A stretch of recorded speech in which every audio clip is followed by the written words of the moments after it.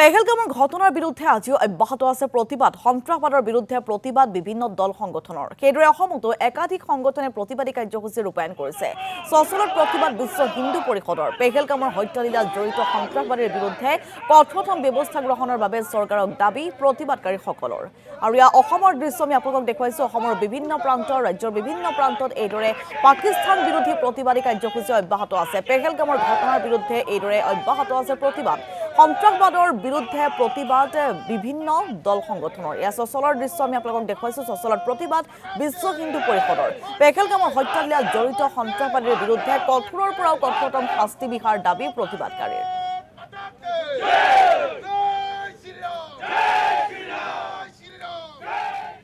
বিশ্ব হিন্দু পৰিষদ গুৱাহাটী মহানগৰ সমিতিৰ পৰা আজি এইটো ধৰ্ণা আৰু শ্ৰদ্ধাঞ্জলি কাৰ্যসূচী লোৱা হৈছে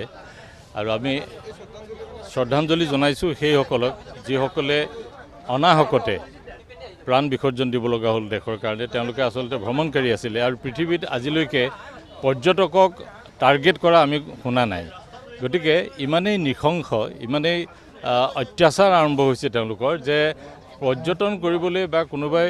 অলপ এটা আপোনাৰ শান্তিৰে অলপ সময় কটাবলৈ যোৱা মানুহকো তেওঁলোকে হত্যা কৰিছে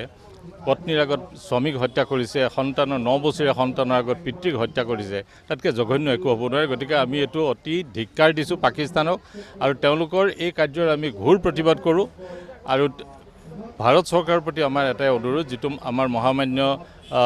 প্ৰধানমন্ত্ৰী ডাঙৰীয়াই যিটো ব্যৱস্থা লৈছে সেইটো খৰতকীয়া হওক আৰু আমি গোটেই দেশৰ বাসী তেওঁৰ লগত আছোঁ আমি